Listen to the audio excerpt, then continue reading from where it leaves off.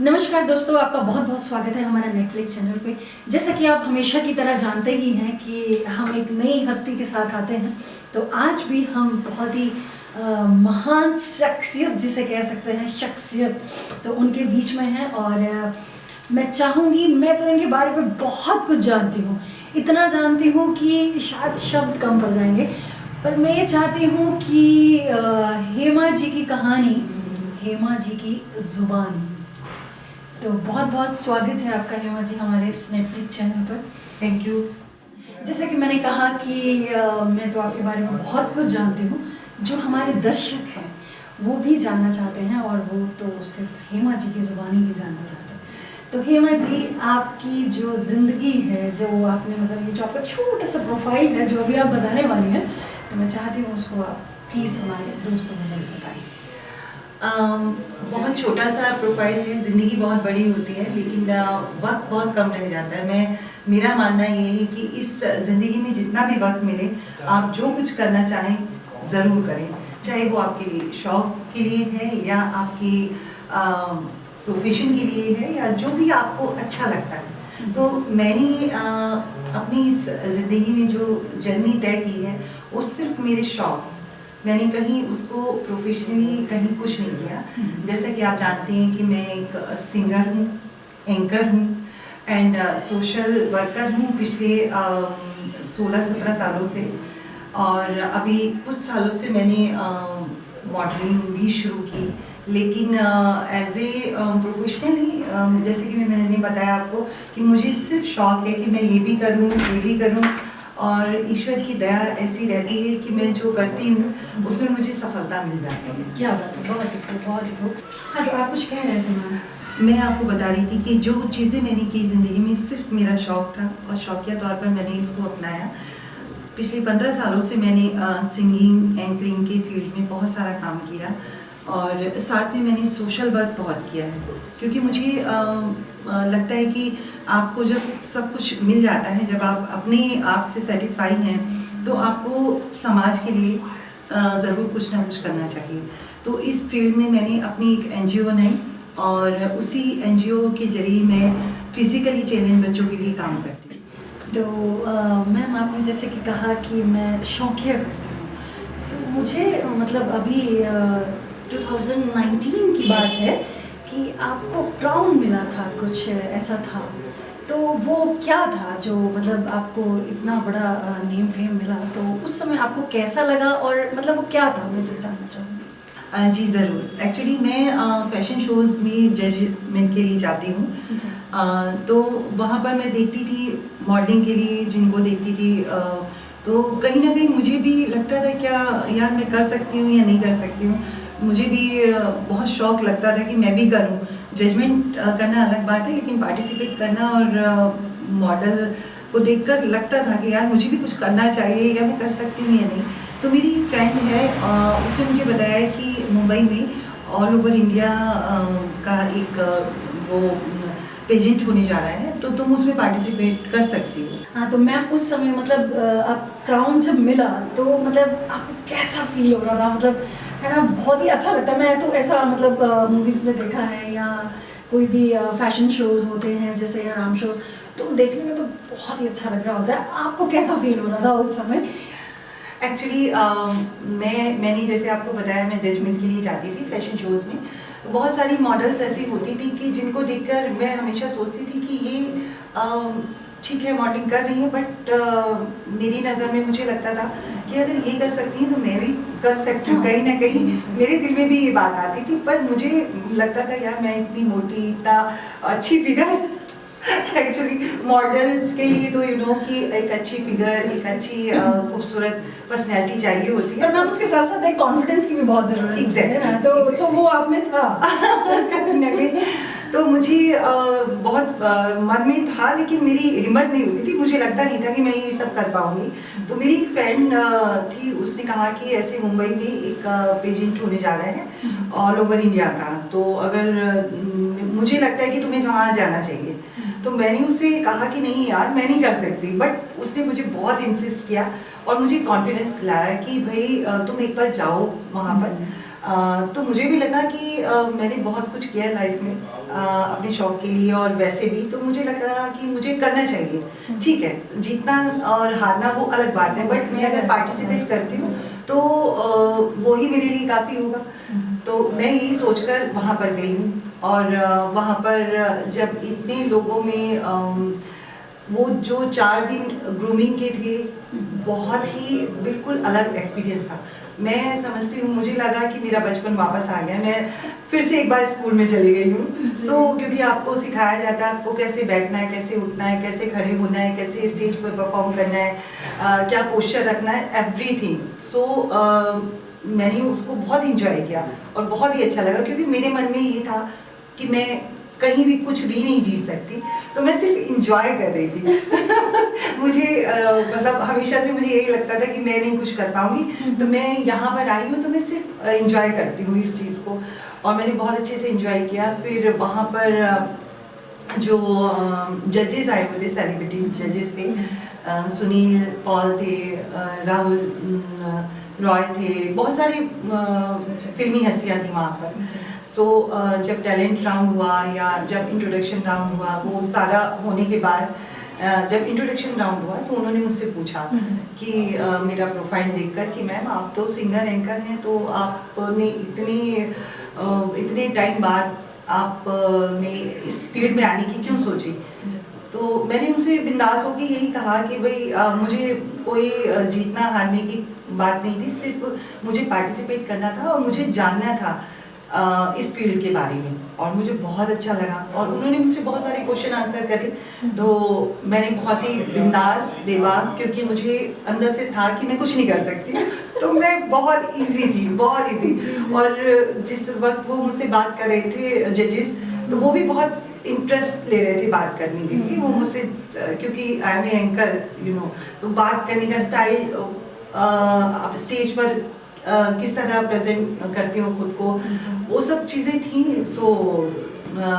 Last में जब final result आने लगा, तो जब उन्होंने मेरा नाम, मैं तो बहुत आराम से खड़ी थी, मैंने कहा चलो ये हो रहा है, मैं देख रही थी। जब उन्होंने मेरा नाम लिया कि मिसेस परफेक्शनिस्ट, तो ये मेरा टाइटल भी मेरे लिए बहुत ही ज़्यादा मतलब खुशी देने वाला था, और मेरी सोच से बिल्कुल परे था कि मैं उन्होंने ओवरऑल पर्सनैलिटी और मिसेस परफेक्शनिस्ट का जब मुझे खिताब मिला, तो मुझे एक बार कोई यकीन ही नहीं हुआ कि वो मेरा ही नाम ले रहे हैं क्या। तो मतलब बहुत अच्छा लगा, बहुत अच्छा लगा। मतलब अब तक की लाइफ की सारी जो भी अचीवमेंट्स और जो भी एक्सपीरियंस थे वो अलग थे, और ये एक्सपीरियंस बिल्कुल अलग था। तो वहाँ पर इतने लोग, और मतलब बिल्कुल वो वाली फीलिंग आ रही थी कि मैं मिसेस इंडिया के प्लेटफॉर्म पे खड़ी हूँ और वहाँ पर तो लेकिन मतलब कम शब्दों में कहना चाहूँगी, बहुत अच्छा लगा, बहुत। मैं तो सभी को ये कहना चाहती हूँ कि जिनके जो भी सपने हैं, अरमान है, उम्र को ना देखें, फिगर को ना देखें, सिर्फ अपने अंदर के आत्मविश्वास को देखें, कॉन्फिडेंस को देखें, और उसको जिए। जीतना हारना बहुत अलग चीज़ होती है, बट आप जो एक्सपीरियंस करते हैं आपने जो कदम उठाया है वो ही बहुत बड़ी बात होती है। जी। कि आप में वो कॉन्फिडेंस है, और मतलब आपने ये बिल्कुल नहीं सोचा था, जैसे आप बता रहे हैं कि भी मुझे ऐसा कुछ राउंड मिलने वाला है, है ना, बस ठीक है, चलो भी मैंने एंजॉय किया, बट उसके बाद की जो खुशी हुई वो शायद मतलब शब्दों में बयान नहीं की जा सकती, ऐसा कह सकते हैं। बिल्कुल, बहुत ही अच्छा।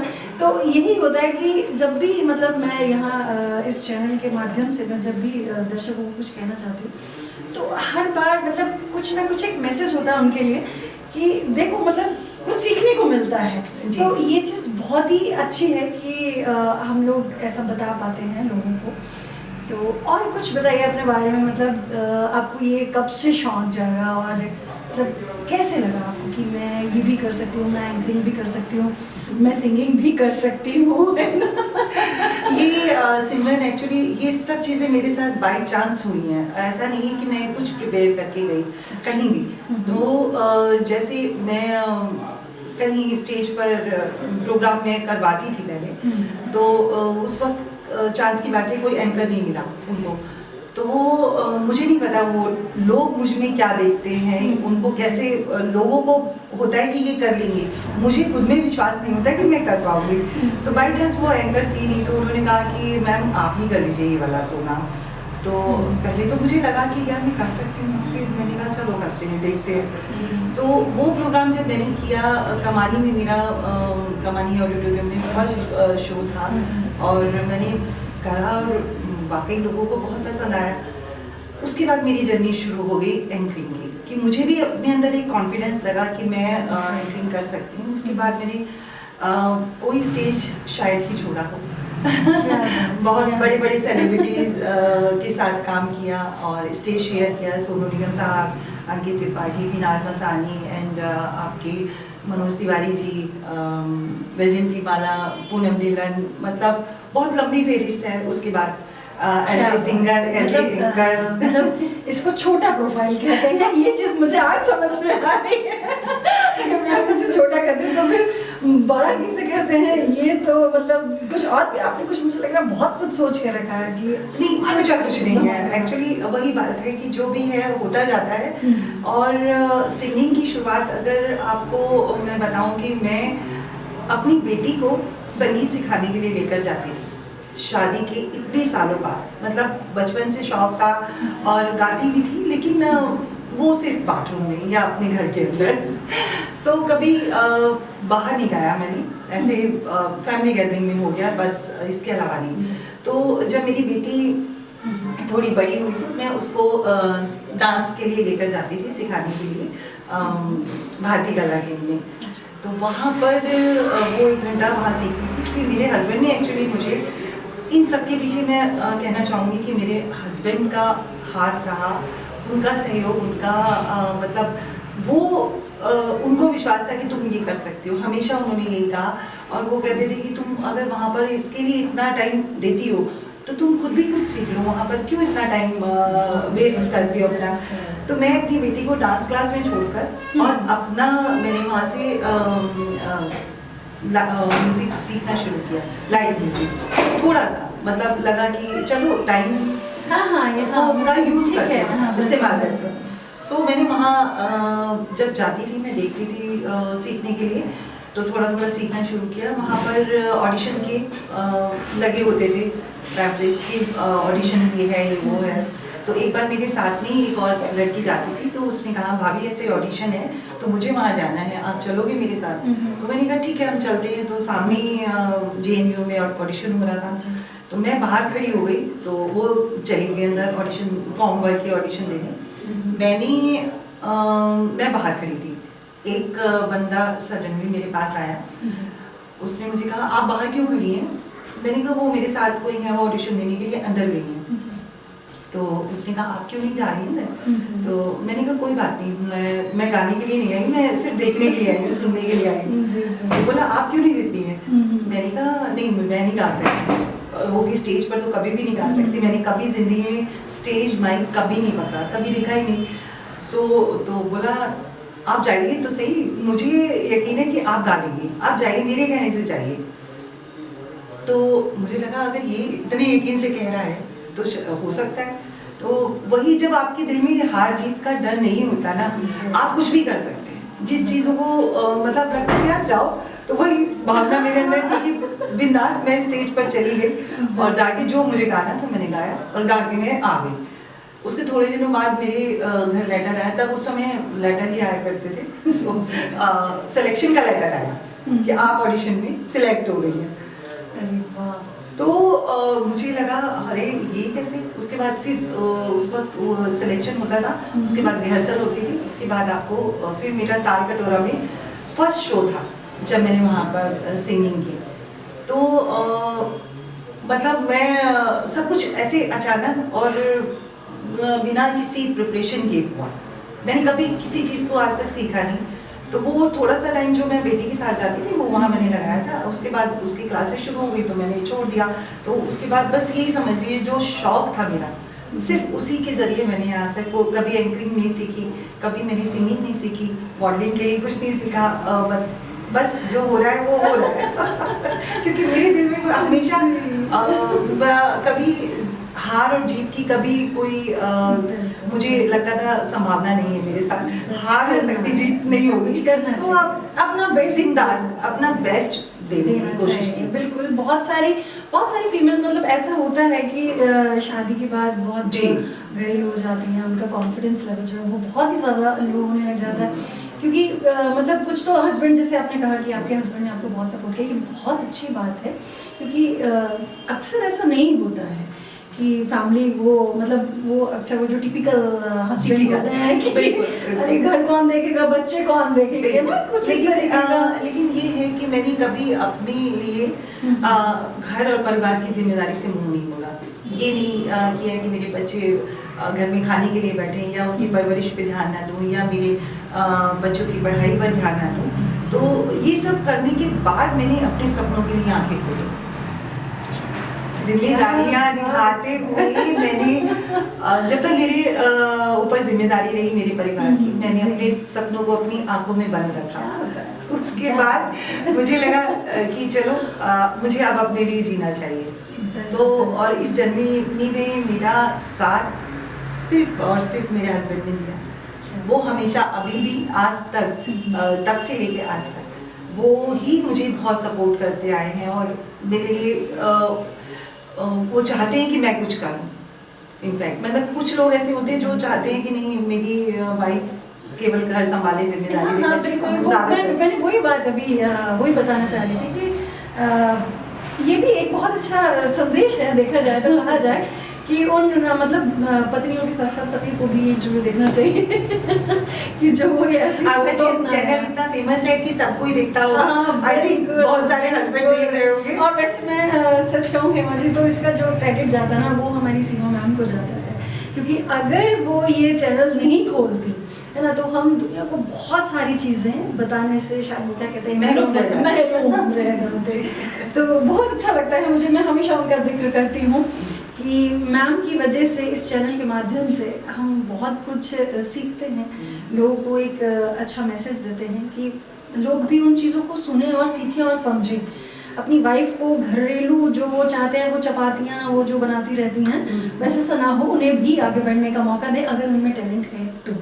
देखिए हर एक किसी के अंदर कोई ना कोई टैलेंट जरूर होता है, बस मौका मिलने का, प्लेटफॉर्म मिलने का, एक मौका मिलना कि बस रहता है कि मौका मिले। तो मुझे लगता है कि हर किसी में, चाहे वो कोई भी महिला हो, उसके अंदर कोई ना कोई टैलेंट होगा। हस्बैंड और परिवार साथ देता है तो मुझे लगता है जिंदगी बहुत बहुत ही खुशनुमा हो जाती है और आप दिल से हर चीज कर पाते हो। अगर आप उधर अच्छा करते हो ना तो आपका और ज्यादा जिम्मेदारी का एहसास होता है, तो आप और परिवार के लिए भी और अच्छा करते हो, दुगनी मेहनत करते हो। जी हाँ, फैमिली का सपोर्ट बहुत मायने रखता है, बहुत मायने रखता है। बहुत सारी चीज़ें कुछ मतलब बहुत सारा फीमेल्स में टैलेंट होता भी है पर वो कहीं ना कहीं मतलब इस तरीके की सोच की वजह से वो पीछे रह जाते हैं।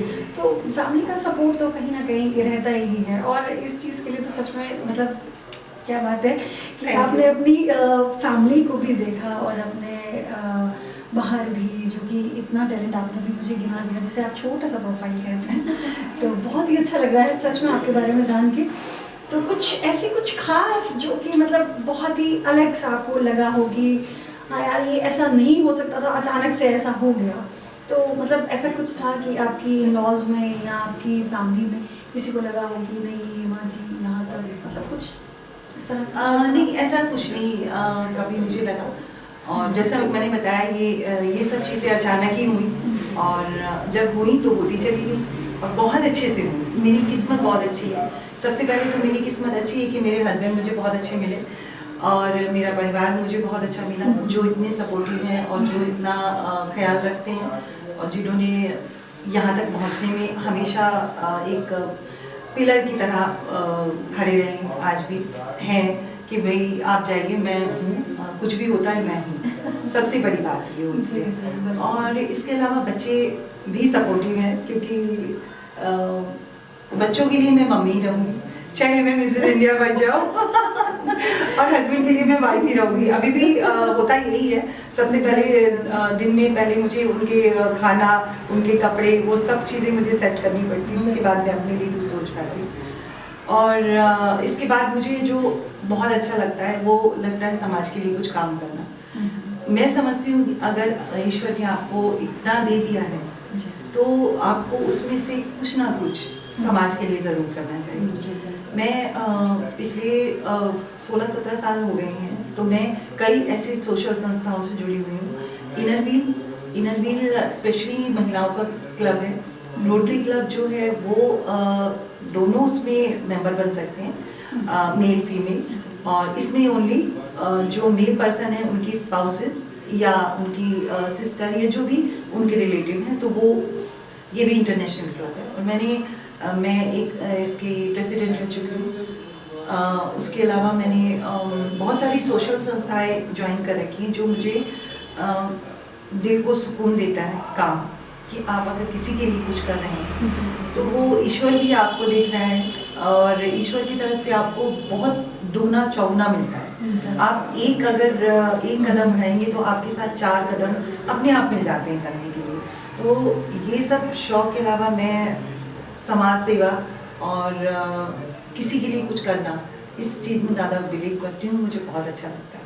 तो मतलब कहीं ये कह देना बेहतर होगा कि ये जो आपने कहा जो भी आपके लाइफ में अचानक से हो जाता है, तो ये जो आपने छोटे छोटे जो आपने जो पुण्य कर्म किए हैं, मुझे लगता है कि उन्हीं की ब्लेसिंग्स हैं मैम के साथ में, क्योंकि अचानक से कुछ नहीं होता है। कई बार कहते हैं कि दुआ बहुत ज़्यादा कबूल होती है, तो हो सकता है कि मैम इसी की वजह से शायद आप मुझे भी ये लगता है इस मुकाम लोगों पर की दुआएं शायद मेरे साथ हैं। बिल्कुल मैम, बिल्कुल। और मेरी किस्मत अच्छी, मेरे दोस्त बहुत अच्छे हैं जो मुझे यहाँ तक लाते हैं।